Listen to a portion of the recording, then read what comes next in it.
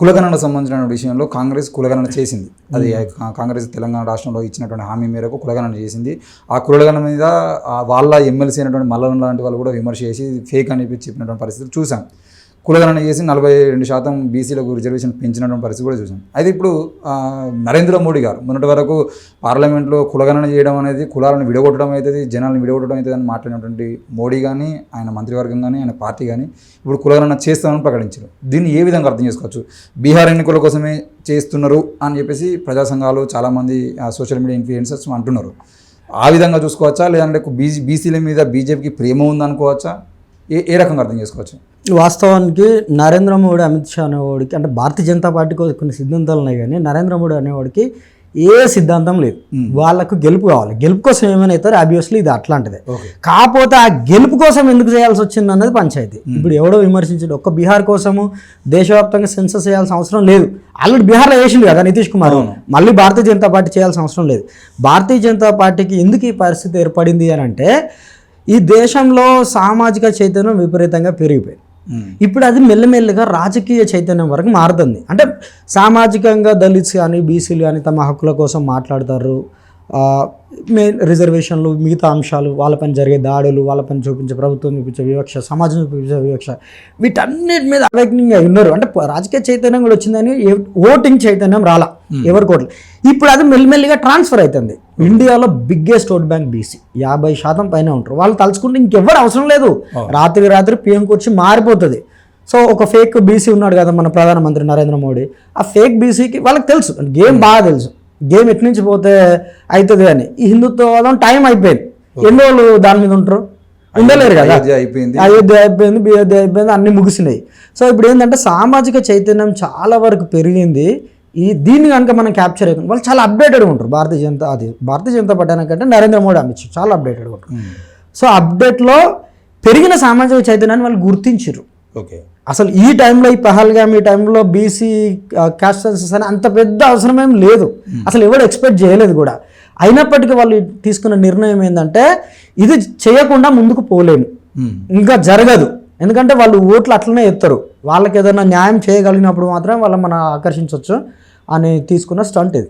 Definitely election కోసమే, but సమాజంలో పెరిగిన చైతన్యం. ఎట్లా అర్థం చేసుకోవచ్చు? పహల్గామ్ అటాక్ జరగడం అనేది ఏదైతుందో అది దాన్ని అడ్డం పెట్టుకొని బీహార్ ఎన్నికలకు పోదాం అనుకున్న క్రమంలో ఆ పహల్గామ్ అటాక్లో వీళ్ళ మీదనే నెగిటివ్ ప్రచారం చేయడం వల్ల మళ్ళీ తెర మీదకి బీసీ కులగణన తీసుకొచ్చారు అనుకోవచ్చు, అంటే దేశవ్యాప్త కులగణన తీసుకొచ్చారు. నో పహల్గామ్ విషయంలో వీళ్ళపైన నెగిటివ్ ఏం రాలేదు. కొంతమంది అన్నారు కావచ్చు ఆ టైంలో, ఏదో వీళ్ళే చేపించారు అది ఇదని. స్వయాన ప్రతిపక్ష నేత రాహుల్ గాంధీ పోయి అన్నాడు కదా, పాకిస్తాన్కి మనం బుద్ధి చెప్పాలని. అయిపోయి ఫినిష్. అసదుద్దీన్ ఓవైసీ లాంటి వాడు కూడా అన్నాడు, చెప్పిండు ఇది పాకిస్తాన్ టెర్రరిజం. ఇప్పుడు చాలా పెరిగిపోయింది. భారతీయ జనతా పార్టీకి పహల్గామ్ అనేది సరే వాళ్ళు మార్చుకున్నారు, ఇట్లాంటి వాయిస్లు అనేవి డౌన్ అయినాయి. ఇది సమాజంలో పెరుగుతున్న చైతన్యమే. Not only Bihar like census అసలు అయిపోయింది, దాంతో సంబంధమే లేదు. వాళ్ళు రాజకీయంగా ఎక్కడైతే అవకాశాలు ఉంటాయో అక్కడ దూరిపోతారు వాళ్ళు. ఇది పెరుగుతున్న సామాజిక చైతన్యం. ఇంకా ముందు చాలా ఉన్నాయి, నాట్ ఓన్లీ బీహార్, ఇంకా చాలా ఉన్నాయి. అయితే బీహార్ కూడా ఒక పాయింట్ ఉంది ఏంటంటే, ఆడ ఆల్రెడీ సెన్సస్ అయిపోయింది కదా, మళ్ళీ వీళ్ళు ఏదన్నా అట్లాంటి కదలిక తెస్తే బీసీ ఓట్ బ్యాంక్ అనేది వాళ్ళకు చాలా యూజ్ అవుతుంది.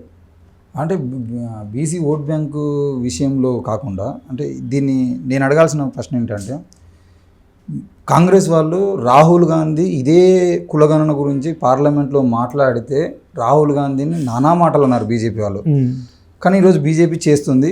బీజేపీ అంటే ఎవరికి తలవంచని మోడీ తలవంచిన వ్యక్తి రాహుల్ గాంధీ కాంగ్రెస్ వాదులు అంటున్నారు. ఒకటి.